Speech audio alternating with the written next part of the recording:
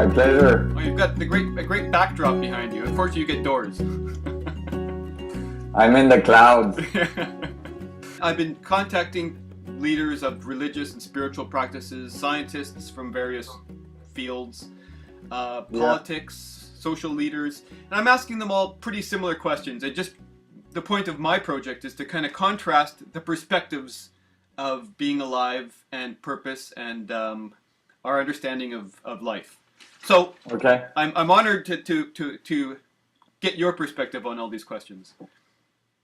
Oh, easy question. Just the meaning of life, right? Yeah, that's right. What other question is Okay. there? Is there any other questions, really? I don't think so. I think it all reduces to that, for sure. So the first question to ask is a general one. Like I say, it's what I ask everybody. And it's, how would you describe the present state of the planet? Well, okay. That's a big one. I think that it's extremely poor currently. It's in great danger, I believe, actually, and it's not just coming from belief. There was a study that was just released from a very high level scientific mathematician and social scientists that was actually somewhat financed by NASA that ran a very strict protocol, mathematical protocol on our state of affair, and the result was really not good. We're talking fundamental collapses of our systems in a fairly short amount of time. I'm talking within 15 to 20 years and so on. So, I think we're at that nexus point. We're on the 11th hour, and we have to change our ways really, really quickly if we want to make it through this very important transition. So what for you is the most pressing issue? What's at the core of this? Why are we such a conflicted species? What is at the core of this? I think it's a natural evolution of a species like ours that is learning about itself, it's learning about its environment, it's learning about the universe. And if you were to have an analogy to the evolution of a young child, I think we're in the teenager years where it's really difficult. We have a lot of new powers and we don't necessarily use them appropriately. And I think we're learning very, very important lessons at this time. And that's the thing, a certain percentage of teenagers end up doing something really goofy that have a really large impact for the rest of their lives. And, I think we're in that point where we need to avoid that. And our evolution is demanding that we go from a system of competition and disconnection, the feeling of being disconnected, of our understanding of the universe, our understanding of nature as something that's random, that has no meaning, to, I believe, understanding of the importance of collaboration, that the universe is connected, that all things have influence on other things. And I think that if we can modify our philosophy, if we can modify that worldview, I think we have a really good chance to doing something incredible, actually.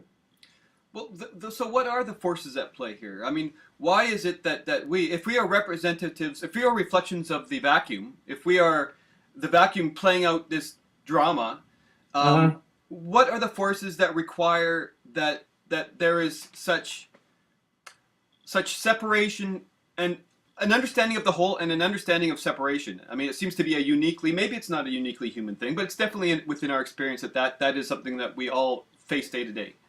Well, I think that what's critical is that we've developed models of nature and models of the physics of nature, the universe as a whole, that I think are based on erroneous premises. And And as I was saying, the idea that things are happening under completely random function, even biology and so on, I think is erroneous. I think that the universe is highly coherent and connected, and it's connected through this fundamental energy that is present in the vacuum structure that we know of in quantum theory since almost 100 years, but that we've kind of missed identifying as the source of creation and the source of particle creation and so on.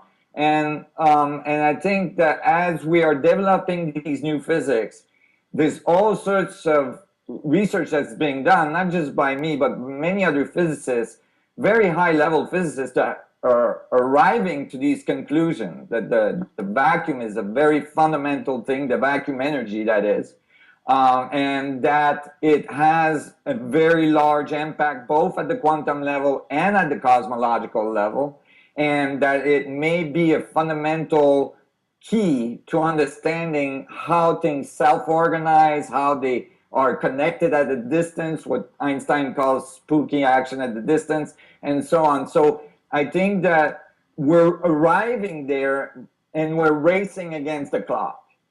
Because our worldview is very much driven by our scientific inquiry at this time. And science is changing, and hopefully it's changing fast enough. Right. Well, that's what we wanted to get into next. At one time, science and, for lack of a better word, spirituality. Because, I mean, what is spirituality? It's really indefinable. But at one time they were the same thing, and then they split off. And it seems like I guess that's why you take so much abuse from the scientific community, is because you combine other aspects of awareness. So what is it going to take? Is it a scientific approach that will get mankind there, or is it a combination of internal examination and external examination? I think it's a combination, but if I'd like to comment on that a little more and say that I think that spirituality, what we call spirituality, is actually the physics we haven't understood yet.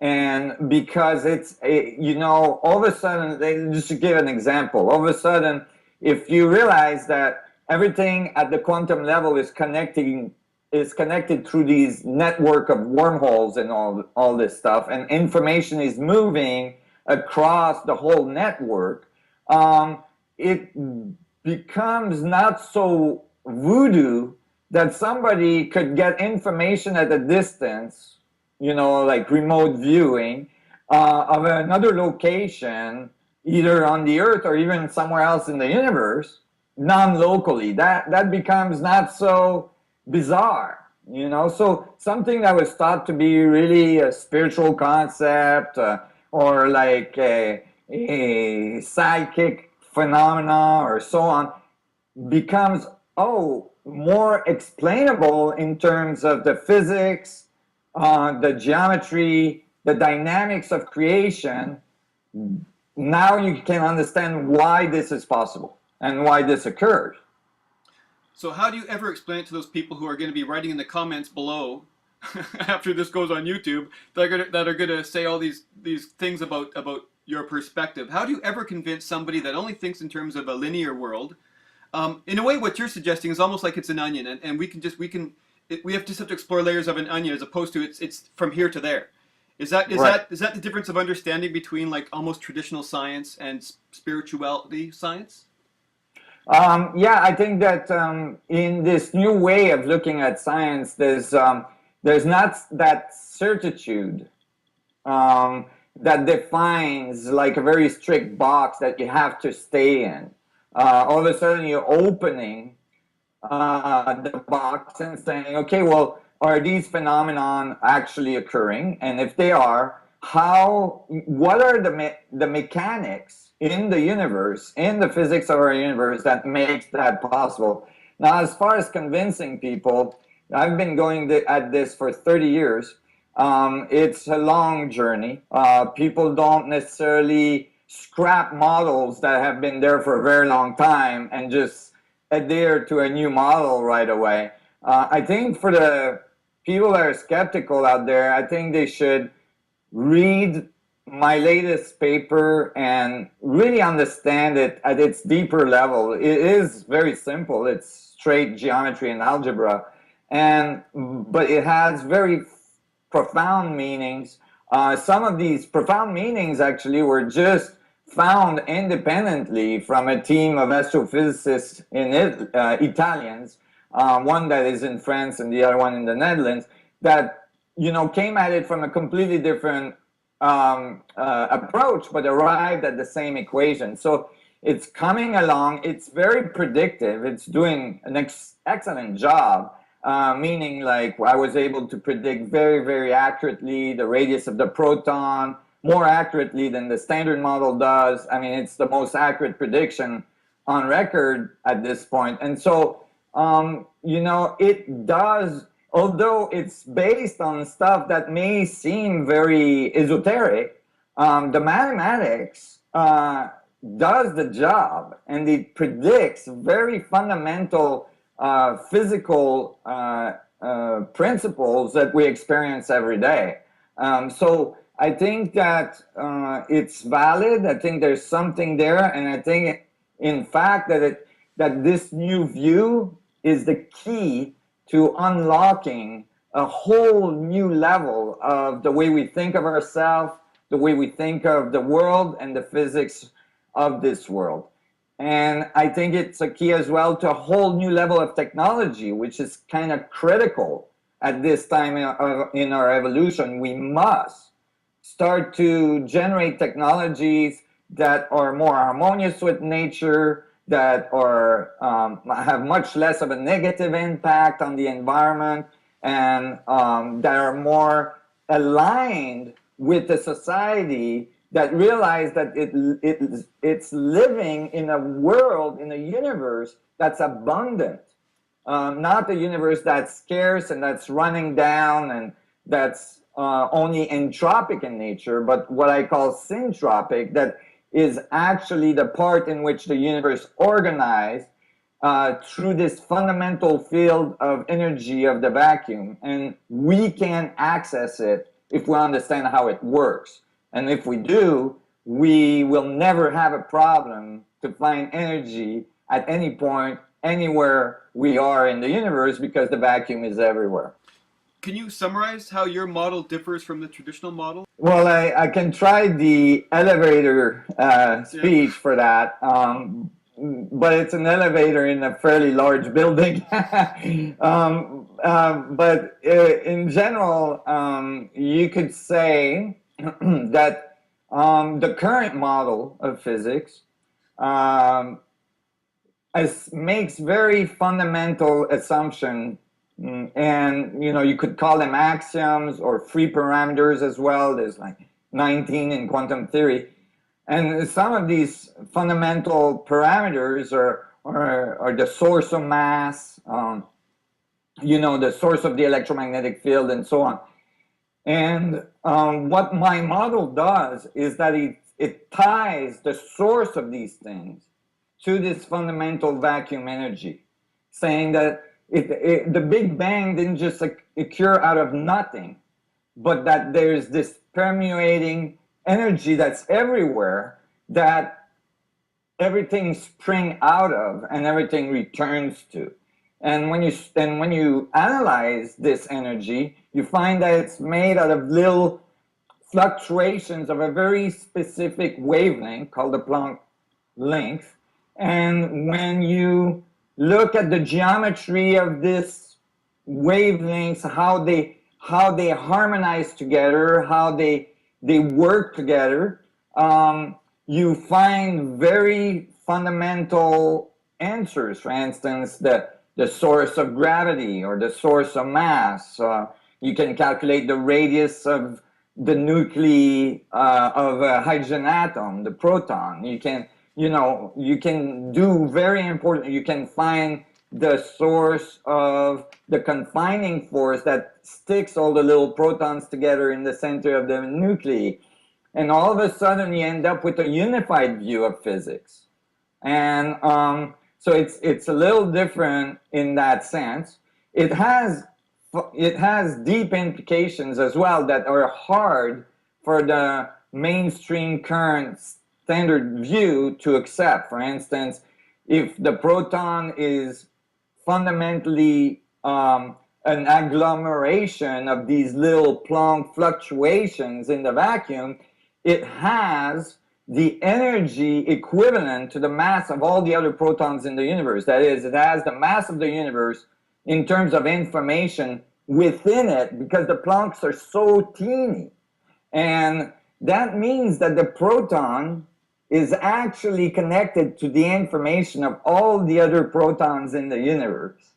And, and so now you have a very different picture of the material world. All of a sudden, you can't just isolate the proton over here and the proton over there and say this guy is not influenced by this guy and all this. You have to start looking at it in a whole or holistic way, and the whole thing you have to understand the mechanics on how it talks to each other. And when you do, I think you can get to really an amazing understanding of how things work and how we even get here, because we're this incredible network of information made out of 100 trillion cells, each cell made out of 100 trillion atoms, and they're all functioning perfectly, and they're all talking, and they're dividing at an incredible rate, and there's incredible things going on in your body every second, billions of chemical change and so on. This is very, very indicative of a highly organized structure. So what does traditional physics what's their argument against your mathematics, against your equation? The earlier mathematics I wrote were incomplete. I was doing baby steps towards describing the model, and I had described the proton using equations that describes a black hole. And so the appearance of the paper was, I was saying that the proton is a black hole. And it was giving very interesting result. That is, it was showing that if it was a black hole, it would have the exact gravitational force necessary to confine all the protons in the nuclei of the atom without the need for a strong force, which, doesn't match with gravity and all this stuff. So I was kind of eliminating the problem. It's just that all of a sudden mass was completely different description, because the black hole proton was much heavier than the standard proton. But what I was saying is that we're experiencing only a very small portion of that mass. And the reason is, you can think of it this way. If you have a bottle of water and you weigh the bottle, right? And let's say it weighs 0.01 gram. And it's full of water, and when you put the water in, you're gonna get the weight of the water plus the 0.01 gram, right? But then if you put the bottle in a tub of water, then you're gonna only measure the bottle, right? So I was saying, it's like the vacuum is inside the proton, the vacuum is outside the proton, and what we're experiencing is a little boundary condition in the structure of the vacuum, because spin is involved and it makes a sharing boundary condition.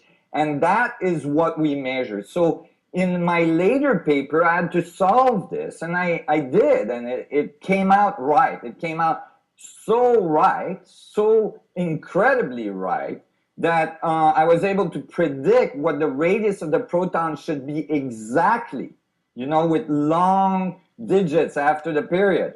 And then it was measured by an accelerator in Switzerland shortly thereafter. For the first time, the most precision measurement of the proton was made, and my prediction is extremely exact. Actually, it's inside the margin of error of the experiment. So my prediction might be the exact number, and the experiment is off by 0.00036 or something like that. Well, you'd think that would get people's attention.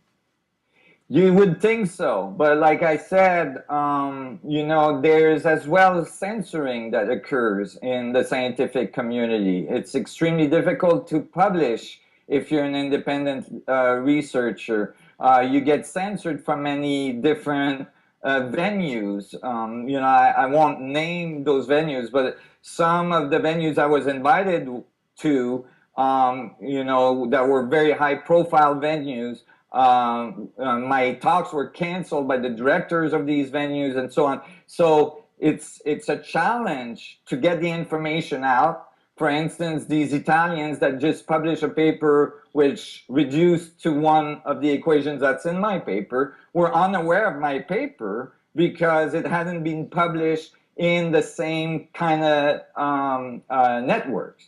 And so it's challenging. And I think that at the end of the day, the truth will prevail. And I hope I'm still alive to see it do that. So I'd like to get onto a subject that's going to really alienate the scientific community. So your model suggests that a mathematical or a scientific explanation for the fact that the saying that we are all one, that we are all connected. Mm-hmm. You kind of went into that a bit earlier. Can you describe that? Yeah, like I was saying, so these little Plancks are typically thought of in the standard model as well as a Planck could be one bit of information, right? So in information theory, it's thought that way, and then eventually it was found that if you looked at a black hole, all the stuff that falls into the black hole would be holographically represented by these little bits of Planck fluctuation on the surface of that black hole. And when they did that calculation, they found that it was correct for the entropy or the temperature of the black hole. So it kind of worked out. And they called that the holographic principle. And I took that principle and I went deeper with it. I changed the dimensions of the Planck. That is, instead of using two-dimensional tiling, I used little spheres that I thought were more appropriate to describe the universe. And I calculated the relationship of these little Planck sphere inside the black hole and then on the surface. And I calculated how much of the relationship would what would be the, if you'd like, the energy of the relationship of the little information, all the information inside the black hole relative to the surface, because the surface would like limit how much information could be available. And when I did that, I got the exact solution to gravity from Einstein field equation, but in this case from discrete little bits. So completely differently than Einstein, describing maybe if it was water, the little molecule, instead of the surface of the water curving around a vortex, but more the little particles moving in that vortex. And when I applied that to the atomic level, because it was discrete, it was quantized, it worked out. It gave the right mass for the proton and so on. But when I was doing the equation, I realized, wait, when I calculate all the information inside that little teeny proton, it turns out to be the mass of the universe, right? And so I was like, oh, and then at the same time, other physicists were starting to write equation talking about how, how we have entanglement at the quantum level. That is, it's been shown that particles are connected at a distance, what Einstein calls spooky action at the distance, where you can change one particle and the other one change instantaneously, even at very, very large distances. And so they started to describe this entanglement with wormholes, meaning that there was little Planck, little tubes in space connecting particles, which usually is only thought of at the cosmological level. But now it was being applied at the atomic level. And so I started to think, wait, maybe when a black hole, when information falls into a black hole, or a little proton, as I was describing the proton that way, maybe it doesn't just get stuck there. Maybe it's shared across all protons in the system, and so that there's a constant information network feedback between all the pieces in the universe, if you'd like. And it made sense, and the reason it made sense is that would make it possible for it to self-organize, which is not currently addressed in the standard views. That is, in the standard views, in the standard physics, no humans exist, no natural world exists, because all that should not have occurred under random function. Something has to feed back. There must be some kind of feedback for a system to learn about itself to be able to evolve. And so that really gives me a completely different view of, I mean, naturally from having spiritual tendencies, and because of all spiritual masters that I've talked about, it's all one and everything is connected and so on. I mean, this was present, but here I was starting to see the mechanics on how that is true. It's not just some philosophical thought, it actually is the way it works. And I think it's really exciting to see the glimpse of these mechanics emerging. And it also implies a universal, incomprehensible intelligence, does it not?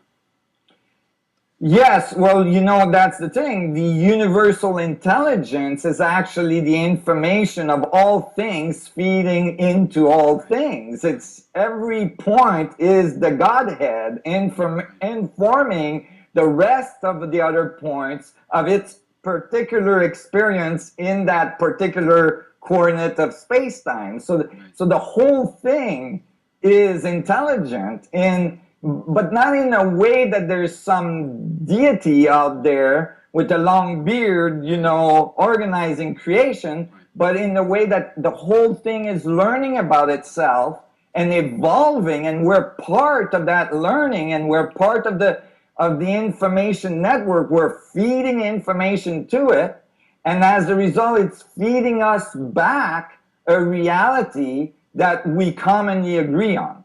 So is it really a case of our predator eyes fooling us into believing that everything is outside of us?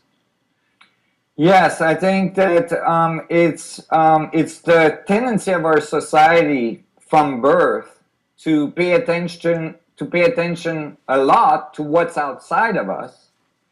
And the thing is that we're fairly limited in our capacity to sense outside of us. We only see a few miles, we only touch a few feet away from ourselves, we only smell a few feet away from ourselves, and so on. And so we're limited on the outside in our capacity to access information. But from very ancient time, it's been known that we have another option of investigation, which is inward, inside, that we can close our eyes and, turn our senses inward and explore our own information network within our own body, within our own existence. And that from that approach, there is a much deeper, literally, level of investigation that can be done about the nature of reality.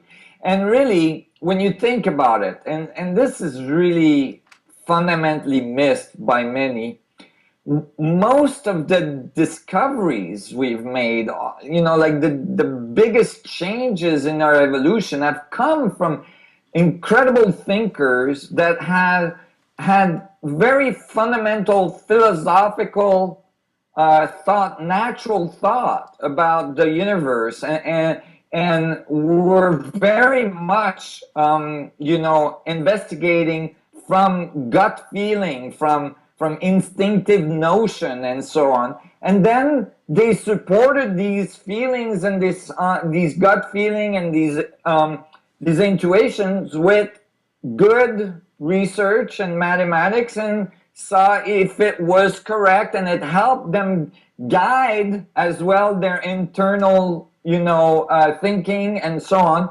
And I think it's such an important part that's commonly missed by thinkers. You can't just get the information from the outside. If you're gonna break through the current thoughts that are present in your society, it has to come from inside, because it's not out there outside. And isn't all knowledge actually experience and information? Information is what we get from the outside, but isn't knowledge what we get from the inside?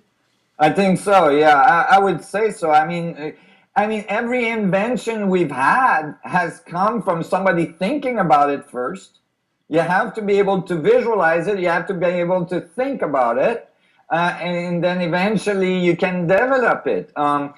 In some cases, it was coincidence. Oh, somebody had a little uranium there, and there was a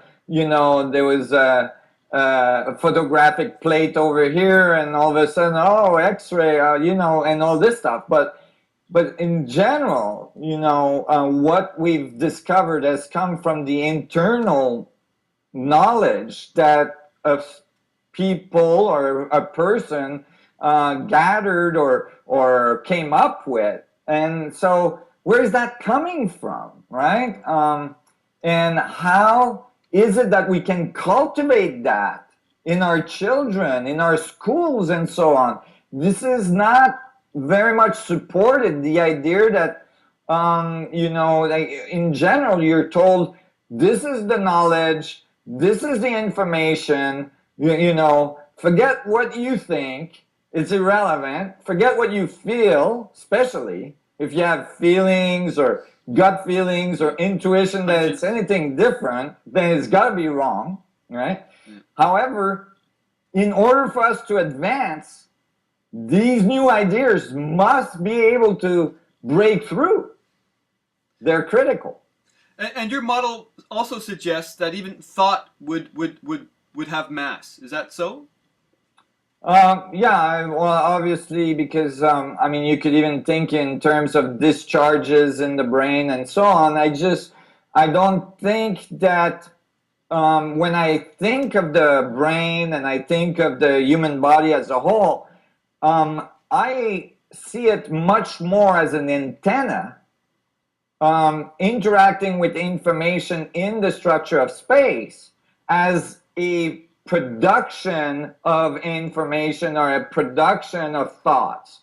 And so the antenna, what we measure in the antenna in the brain is actually the result of activity in relationship to this fundamental network that connects us all. And so it's a very different view. It's much more akin to thinking, oh, you have a radio, device here, and you're tuning it, right, to a certain frequency, and you're getting certain set of information at like 99.7 you get this channel, at 99.6 you get this other channel, and so on. But if you open the radio set, you're not gonna find the announcer in there. You're not gonna find the music band you're listening to. It's not in there. It's getting the information from the field around it, which is carrying the information. And I think that is a very critical difference in the way we envision ourselves and our relationship to the world, to each other. If this is understood, all of a sudden, the influence we have on each other is very much, considered. The influence we have on the environment is very much considered. All of a sudden, you can't just do this over here and think it's not going to affect this over here. And so I think it would lead to a very different world. One of the really important conclusions that was in that study I was talking about earlier, about the collapse of our society that just came out was that the major component of this that's producing this collapse is that unequal distribution of resources and how we treat, a good portion of our world where the elite has, most of the resources, the 1% problem. And, and it even states that from the model and from historical consideration, the elite would probably continue to do business as usual to the day of the collapse, and so on. I think that if this worldview change to this connected universe, to this, idea that we're in a field that connects us all and everything is interdependent on everything, then we would treat each other in a different manner, and we would treat the way we distribute resources in a different manner. Well, this is a subject that comes up with every interview. It encompasses free will. It encompasses whether the vacuum, we are an expression of the vacuum, or the vacuum is an expression of us, or whether it's all one, right? I mean, Yeah. is there any point in being upset with the way things are, or is it, like you say, is it just a matter of do we have free will? Let's start with that. Do you think that individuals have free will, or is it something that has to be honed consciously individually? Well, that's a good question. I think that it's both. It's like whenever you have a chicken or an egg, there's probably both. I think that we have local free will. Let's put it this way. I would say, if I was to say it in terms of a physics concept, I would say on the gauge level, or on the very local level, we can decide we're going left, we're going right, or we're going to do this, we're going to do that. But if the universe is connected through this network, and it's on an evolutionary path, globally, right, or universally, we are on that path. Right. And resistance is futile. So we might decide this on the short term, local level, but on the long term level, we're going to align and harmonize with nature, or we're just going to get recycled, right? And so I think, there's a little bit of both. And that's where our free will is, are we going to align or we're not going to align? Because if you look at nature, things that don't work, things that become redundant or that have a negative impact on the environment get recycled, and so I think, but the other question you had, that's probably if somebody asked me what is the single most thing that you struggle with, that would be it. Not getting angry, right? There's good reason to be extremely frustrated and angry with the world today. There's really good reasons every day.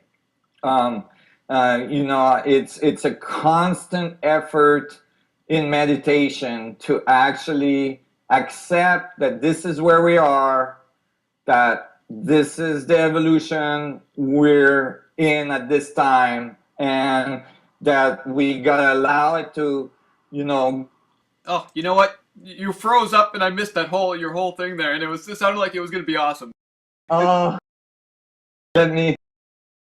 Shall I? Okay. Maybe we should continue, and maybe we'll get back. Maybe it'll come up here, because that is exactly what I was going to be asking you. Is how do you deal with when despair comes up within you? I mean, you see all the what's going around you. It's hard not to be affected. What do you do when you feel that contraction inside? When you feel that sense of despair, or? Well, it's extremely difficult. Like I was saying before it froze, I struggle with it every day. I struggle with not being angry at the world, at not letting it affect me too much, because we're all affected, and, I talk to people all the time that have been on the spiritual path and I have been reading all the books, doing all the meditations, eating properly, and they're like, I still get so angry, I still fail, or I still do this, or I still do that, and it's like we have to be gentle with ourselves, because you know what? We live in a world that's very much misaligned right now, and we're influenced by it. We're connected to it, and so it's a challenge every day to try to go back to center. But one thing is important, and I fail at it all the time, but it's still important, is that if you meditate, if you even just 5 minutes a day, and go back to and find that center. If you just turn your senses in, and it's got nothing to do with religion or anything. It just can be just a moment of like you being with yourself, and you find that center inside yourself every day. Then when you get in the spin and everything, despair can be really, really deep. A few nights ago, I cried for, part of the night. And but where that place is, then you can return to it. It's easy to return to it if you practice and you know where it is, it's easy to return to it. If you haven't been there, or if it's been years since you've been there, it's hard to find again. So it's a really important thing. What was the last thing that kind of shook your world, that sort of blew your mind, that you thought one way, and after this understanding, everything shifted? Oh my God. There was so many moments of that in the 30 years of research I've done. I think one of the most, early on, in the first few years, one of the most critical moment was, well, at least one of the critical moments was realizing that history had not been linear. That there was knowledge in ancient civilization and ancient culture that seemed to be very much on the edge of the scientific discoveries that were occurring today, if not already more advanced than what we knew at that time. And I was blown away when I started to investigate that there was such a coherent, story around the world from all these ancient civilizations, describing this fundamental information field in many cases, and in the way they were describing it, in the geometry they were utilizing, and all this, that really transformed a lot of the way I thought about our history and the information in it, and as well some of the monuments that we have around the world and so on. And so that's still very controversial. And at the end of the day, when you look at the physics that are being developed today by others than me as well, and you look at the ancient knowledge, you find very, very strong correlation. So, that was an important moment in my evolution. Like you're mentioning history, and history seems to be a series of loops Mm-hmm. that we seem to be kind of locked in. Mm-hmm. And a next question that I always ask everybody is how do things really change? Where does change really take place? I mean, if we are just acquiescing to evolution, it's a matter of not even worrying about it, or is there something that we need to consciously do? Like I said, with the question on is it deterministic or non-deterministic, I think that it's both. We have to do something in order to bring our society to a level of awareness necessary for our survival. I think of the earth just like the nest of a bird that has eggs in it, and little birds come out of it. And the nest is fairly cozy, it's fairly sturdy, and the birds are fine in it as long for a period of time. And then eventually, they grow too big. There's not enough space. There's not enough resource. Mom cannot bring that much food for all the mouths, and the birds are too big, and they gotta learn to fly. And I think that we're right there. We're at that moment in our evolution where, we have to make the steps to learn to fly. And I mean that literally. I mean, we have to understand how gravity works. We have to understand how to control gravity. We have to be able to live in our universe instead of necessarily planet. So that might sound really out there for people, but I assure you it's not that far away. But as well, I think that evolution is gonna drive this. It's gonna drive the stressors in our society to promote this transition, meaning it's gonna drive the stressors so that we have to make the transition or we're not gonna make it. And so there is galactic wheels in motion. There is, mechanics in our universe, in our galaxy, in our solar system, in our environment, and so on. And we are, having to function with these mechanics. And so the two are combined. So it's interesting because, like again, I speak to spiritual people and more like pragmatic, maybe scientific kinds of minds, and I was mentioning Carlos Castaneda and Don Juan, and for them, they call themselves navigators of infinity, because they learn through techniques to have their awareness do everything you just say to explore the universe. Yes. Is it so? I guess maybe everything is reflected in our outside world and our inside world, and that's the future for us. That's right. That we have to embody it. That's right. When we become navigator of the cosmos, this is what I tell people all the time. You have to become a galactic being, meaning, we tend to get like tunnel vision, and what I call parallel reality, and we don't go vertical.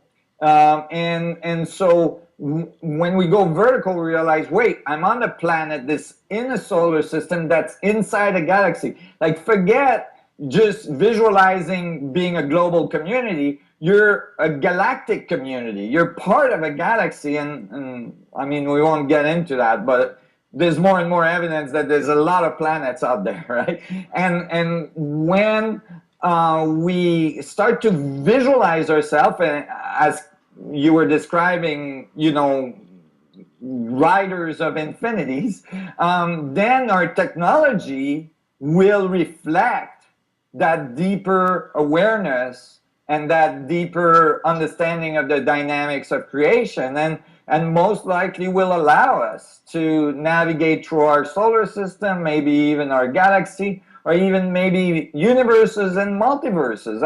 I don't see any reason why we should be, confined to the surface of a planet. And in fact, if the universe only makes species that are confined to the surface of their planet, then that means that no species ever evolved past the limit of their resources, because planets have limited resources. Never mind that they typically get collided with meteorites or comets, or all sorts of things can happen and does happen. And actually, it's kind of a remarkable thing that we're still here talking about it. I think we're living in grace at this point, and I think we should capitalize on the time that's been given. It's funny because sometimes I imagine us as being like a cancer cell. If we ever leave this planet over thousands and thousands of years and go to the next one, use that up, breed until we go to the next one. It's like what does that represent? Well, I think that when you eventually get to understand the structure of space and control the gravitational fields, you have access to incredible amount of energy. It's non-trivial. These little Plancks, if you have access to them, there's 10 to the 93 grams per centimeter cube of energy, in each centimeter cube of space. So even if you tapped 1 billionth of a % of what's there, you'd have enough to power your whole civilization and so on. So I don't think, and now we're talking futuristic, but I actually believe it's not that far away, just like the invention of the airplane was not that far away when the Wright brothers went to that beach. The day before it wasn't there, and the day after it was, right? So I think that eventually a civilization that comes off the nest, learn to fly, will live mostly in the space environment, because if you have access to almost unlimited amount of energy, and you can control gravitational field, you can make ships the size of planets if you want to, and so on. And so it's a completely different way of living. And I think we're right on that cusp. So just a couple more questions, if you don't mind. Yes. One is conceptuals. The concept of a black hole. The black hole represents singularity, does it not? The imperative towards a singularity. Is that how you would describe it? Yeah, it depends how you define singularity, but certainly there is that difficulty in the standard model of black hole that in the middle of the black hole there is a point of infinite density.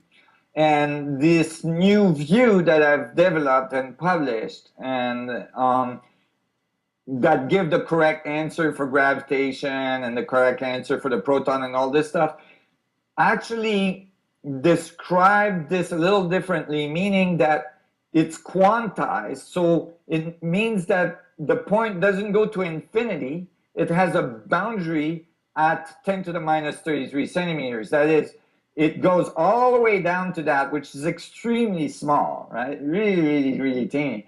But and there's a boundary condition there. Does that mean that that's the smallest thing the universe does?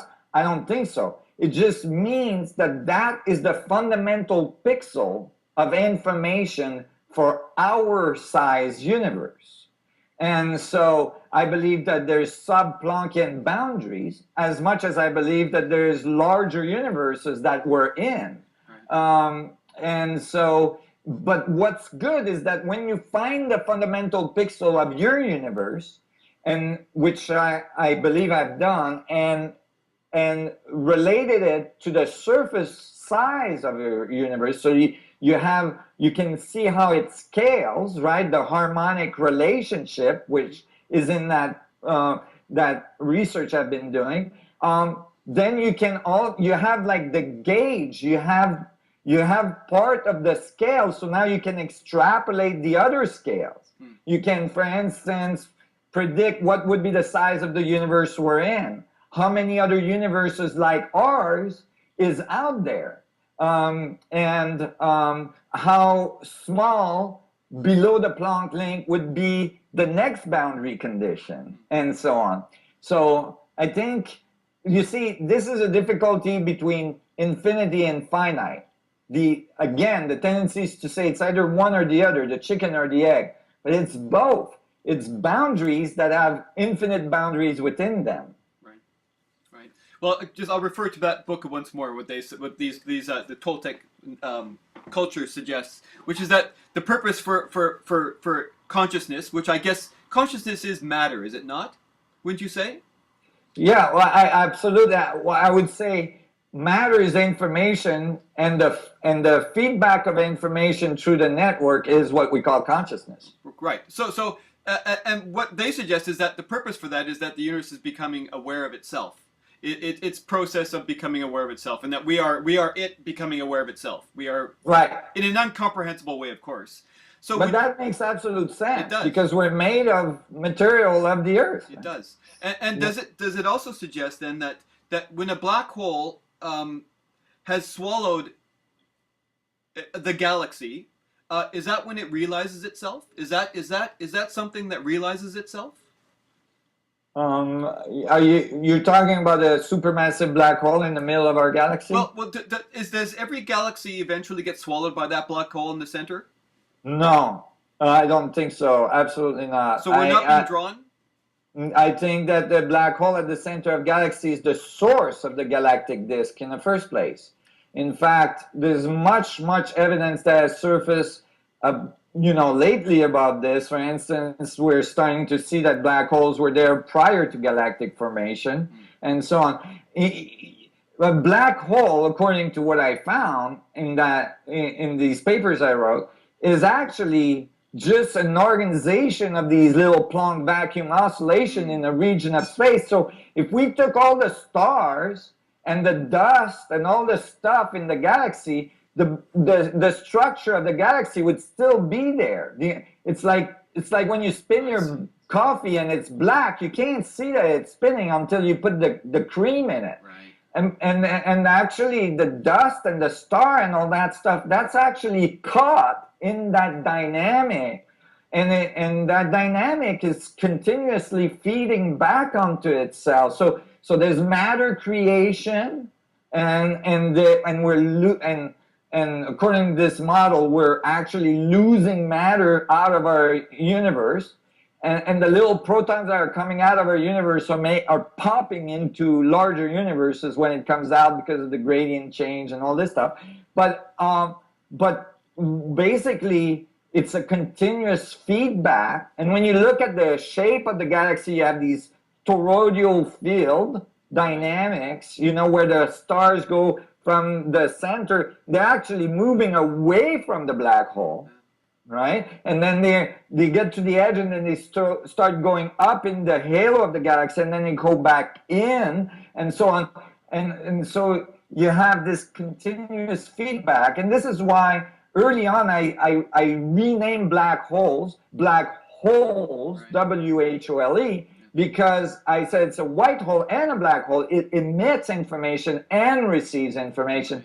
And this is what Hawking just recently came to conclude and changed his mind, after having described black holes in the 70s completely differently as these monsters that just suck up everything that's around them. Now, the view is starting to change to something much more akin to what I was describing, which is that there's information coming out and information going in. There's you're a very eloquent fellow, and I always give an opportunity for everyone I interview to if you had a public service message to the world, if you had a minute, you could speak to everybody on the planet. What would you say? Whoa, that would be exciting. I would have to prepare for that. What would I say?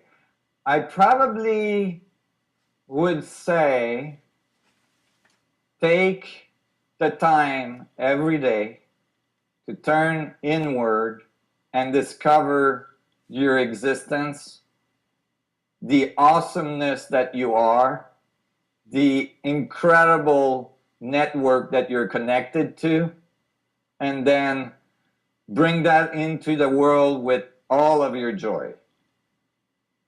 That's fantastic. Thank you. There's one last thing. We have a song that we do. We've been asking everybody to sing a line from a song. I don't know if Susan mentioned that to you. I was scared about that. Everybody's I'm scared. terrified. But it's like you don't want to hear me sing. Yeah, but you know what? I've got my lovely assistant who's a vocal teacher and a very good singer herself. She'll guide you through it. And it's always charming to see people be vulnerable in such a thing as expressing themselves through song. Oh my God. So are you okay? Okay. There might be a tsunami over here if I start singing. All of a sudden we're going to lose the connection, are we? This is Fabiana. Hello, Nassim. Hey, I'm going to need some coaching. I'm here. I'll coach you through it. Remind me the line. You're going to get the feeling how the moving waves will carry you through. Okay, so it's very simple. I'll sing it for you as many times as we need. You can repeat it after me and we'll go from there. It goes like this. You're gonna get to feeling how the moving waves will carry you through. So I'll do. You're gonna get to feeling how The moving waves will carry you through. The moving waves will carry you through. You know what? You're better than most of the people that I've worked. Oh, come on. No, I'm serious. You did that perfectly the Just a first couple more time. times. So I'll sing the first line by itself, and you repeat it Let's leave a space. 2 or 3 times. I'll leave a little Okay. space for editing, and then we'll do the second Okay. line. I'll just reconfirm Okay. the pitch. But that was good. So the words are, you're gonna get to feeling how the moving waves will carry you through. So Okay. you're gonna get to feeling how. You're gonna get to feeling how. One more time. You're gonna get to feeling how. Good. Okay, and the next one. The moving waves will carry you through. The moving waves will carry you through. The moving waves will carry you through. That was The perfect. moving waves will carry you through. That's awesome. It was perfect. That's So, great. so you grew up in Eastern Canada, I read in your bio. I did. I grew up in Montreal. Awesome. Wow. Awesome. We're in Vancouver. Yeah. Where are you guys at? Vancouver. Oh, right on. I lived in Whistler for 7 years. Oh. I appreciate very much. I did look at your website and your project, and I think it's great. It's awesome Cool. what Thank you you. guys are doing. It's I just beginning. appreciate it very much. It's just beginning. We're going to be putting up more composite videos with you answering the question next to Kevin O'Leary answering the same question next to a Buddhist Rinpoche answering the same question. So it's still developing, but Right on. That's going to be so awesome. but you're perfect for this project. Thank you so much. Thank you. Thank I you. appreciate it very much. I'm glad Love the the singing claps. part is over because I was sweating it the whole interview thinking I'm going to have to sing after this. Let me tell you something. Just like you know certain things, I know from hearing you that you have a really good ear, and your only thank problem you. is your fear. Most likely. You're a great singer. I can hear that. Thank you. Thank you very much, Nassim. Thanks so much. Thank you so Thank much. you. You guys take care. You too. Namaste. Namaste. Bye-bye. Bye-bye.